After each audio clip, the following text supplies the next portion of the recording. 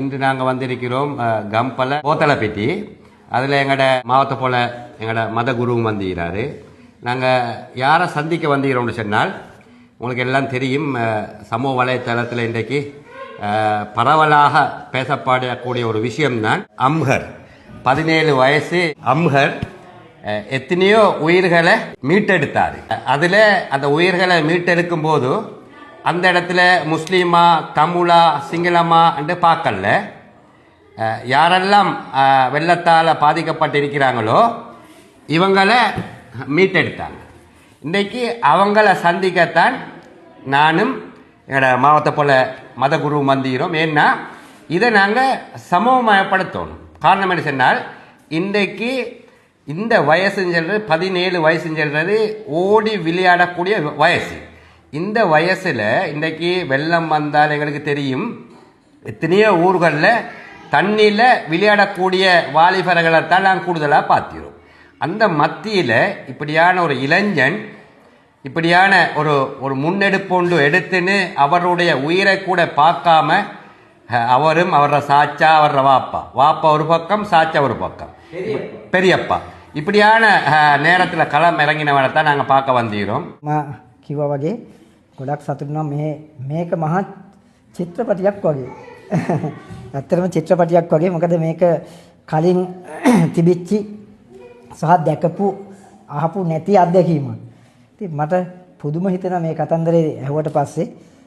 පුතාත් ඒ වගේම පුතාගේ අප්පච්චිත් ලොකු අප්පච්චිත් තුන්දෙනා මේ වෙලාවේ කරපු වැඩේ මහා පුදුම විප්ලවයක් කියන එක තමයි මට නම් දැනුනේ. මොකද ඇත්තටම ජීවිත ගණනාව මම හිතන්නේ ගම් තුනක ජනතාව බේරා ගැනීමේ දැවැන්ත මෙහෙයුමක් තමයි මේ ගෙදරින් කරලා තියෙන්නේ. ඉතින් ඒක ඇත්තටම මොන විදිහට අගය කරන්නද කියන එක මට ওই කතාව මේ කතන්දර ටික ඇහුවට පස්සේ හැංගිච්ච හැංගීම විශේෂයෙන් ඇත්තටම ඒ අතර පොඩි පුතා විශේෂිත කෙනෙක් කියන එක අපිට මේ වෙලාවේ හැඟුණා. මොකද මෙතුමාගේ කතාවත් එක්ක අවබෝධ වෙච්ච දෙයක් තමයි මේ බෝට්ටු පැදීම කියන එකත් හැම කෙනෙකුටමත් බැහැ. ඉතින් විශේෂයෙන් මේ ගම්පල වගේ තැන්වලත් මෙහෙම හැකියාවන් තියන අය ඉන්නවා කියන එකත් හරි දුර්ලභයි. ඉතින් කොහොමවත් ඒ දුර්ලභ ගණේ ගයක් තමයි මෙතන මේ ගම්පල බෝතලා පිටිය ප්‍රදේශයේ මේ ගෙදර. ඉතින් මේ පුතාගේ අප්පච්චිට ලොකු අප්පච්චිට හොඳ හැකියාවක් තිබ්බා මේ ශාස්ත්‍රය පිළිබඳව. බෝට්ටු පැදීමේ ශාස්ත්‍රය පිළිබඳව හොඳ හැකියාවක් තිබ්බා. ඉතින් දැන් මතක් කරන ඔබතුමාගේ අප්පච්චිගෙන් නෙමෙයි සීයාගෙන් ලැබිච්ච හැකියාවක්, ඒ පුරුද්දක්, ඒ හින්දා ඒක දිගටම කරගෙන යනවා කියලා. ඉතින් ඇත්තටම අපි දැන් හැංගිච්ච හැඟීම තමයි හැම කෙනෙකුටම මෙහෙම හැකියාවක් තිබ්බනම් අනාගතයේ කවදා හරි අවස්ථාවක ඒක ප්‍රයෝජනයක් වෙයි කියලා තමයි මට හිතුනේ. විශේෂයෙන් ඇත්තටම අපේ ප්‍රදේශවල ආයත එහෙම බෝට්ටු පැදීමේ හැකියාවක් මේ පැත්තවල ආයත නැහැ. මුහුදු කරේ ආයත තමයි බහුතරයක් ඒ හැකියාව තියෙන. ඉතින් ගම්පොළ නුවර මේ වගේ ප්‍රදේශවල එහෙම හැකියාව තියෙන අය හරිම දුර්ලභයි. ඉතින් ඒ අතර ඒ දුර්ලභ කොට්ටාසේ කෙනෙක් තමයි මේ ගෙදර, මේ පවුලේ, මේ නිවස. ඉතින් ඒකෙත් විශේෂයෙන් මම හිතන්නේ මාතුකා වුණේ මේ පුංචි පුතා. ඉතින් අද අපි ආවෙත් මේ ඒ හින්දාමයි. එතකොට ඔබතුමාගේ සීයාගෙන් ලැබිච්ච ආభాසයෙන් තිබිච්ච පුරුද්ද අද ඔබතුමාලා අයියයි මල්ලි දෙන්න ඒක පවත්වාගෙන කරගෙන යනවා. ඉතින් මේ අවුරුදු 17ක පුංචි පුතා. ඉතින් ගොඩක් අය අද මේ වයසේ අය සෙල්ලමට බරයි, ටෙලිෆෝනේට බරයි. ඒවනේ කරන්නේ. ඉතින් ඒ ඉන්න මෙච්චර අඩු වයසේ ඒ වගේ බාහිර විශේෂිත හැකියාවන් වලින් යුක්ත දරුවෝ හරි අඩුයි. ඉතින් කොහොම වුණත් මේ පුතා කොහොම හරි අප්පච්චිගෙන්, ලොකු අප්පච්චිගෙන් ඒ ආభాසය අරගෙන මෙයා පුංචි දක්ෂ බෝට්ටු පැදීමේ දක්ෂයෙක්. ඉතින් ඒවා කවුරුත් අපි කතා කරන්නේ නැහැනේ.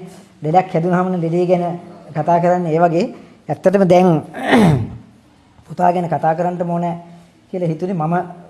මගේ අත්දැකීම කිව්වේ මහත්තයා, මම කොච්චර සමහරක් ওই විනෝද චාරිකා හැම යනකොට ජලාශවල නානවනේ. ඉතින් එච්චර ගැඹුරු නැති මං කිව්වේ මගේ ජීවිත කාලෙවත් එහෙම පුංචි හෝ වතුර වලකට බහැලා නැහැ. ඒ තරම් බයයි.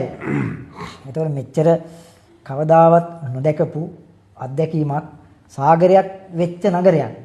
මේක ගම්පලේ වෙනකොට සාගරයක් වගේ නගරයක්. එහෙම අවස්ථාවක මේ පුංචි පුතාට හැකියාව තිබ්බා ගතේ හැකියාවයි හිතේ හැකියාවයි හයියයි ගතේ හැකියාව හිතේ හයියත් දෙකම තියාන මං කිව්වා අර වගේ විශාල දැවැන්ත ජල කඳක්කින් නගරේ වැහෙනකොට බොහොම නිර්භීතව ඒ වෙලාවේ එළියට බැහැලා අර බෝට්ටුව අරගෙන ගම් තුනක මිනිස්සු අප්පච්චි ලොකු අප්පච්චි අදින වෙලාවේ දෙදෙනාටම දැඩි මහන්සියක් ඒ වෙලාවේ ඇති වුණා කියන එක ඔබතුමාලා මතක් කරා.